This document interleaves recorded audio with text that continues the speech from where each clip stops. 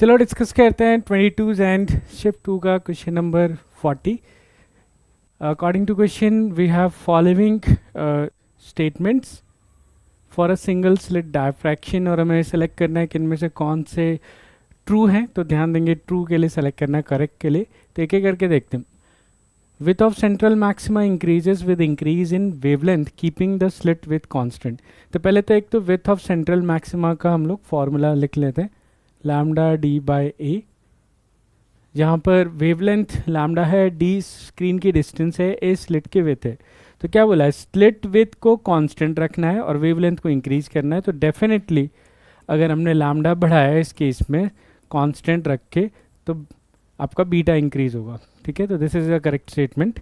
दूसरा क्या है, width of central maxima increases with decrease in wavelength. नहीं, तो ये तो गलत हो गया क्योंकि ये इसका ऑपोजिट है, तो गलत हो गया. width of central maxima increases with decrease in slit width at constant wavelength. तो देख सकते हो कि यहाँ पर स्लिट विथ डिनोमिनेटर में है, तो अगर ये चीज़ कांस्टेंट कर दिया तो डेफिनेटली स्लिट विथ कम होने से बीटा की वैल्यू बढ़ेगी. अगर ए की वैल्यू कम किया तो बीटा की वैल्यू बढ़ेगी. तो ये स्टेटमेंट भी ट्रू है.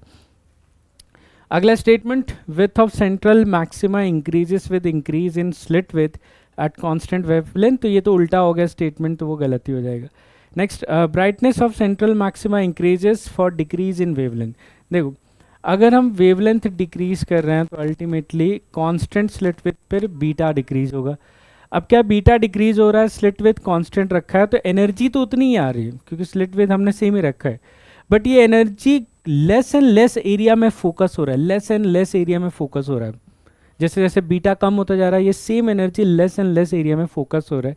और इसकी वजह से क्योंकि एरिया कम हो रहा है तो ब्राइटनेस या इंटेंसिटी बढ़ती जाएगी जो सेंट्रल ब्राइट की है, क्योंकि वही same amount of energy less area में कंसंट्रेट हो रहा है. इससे उस एरिया का जो ब्राइटनेस है या इंटेंसिटी है वो इंक्रीज हो जाएगा. तो ये ऑप्शन भी ट्रू आ गया.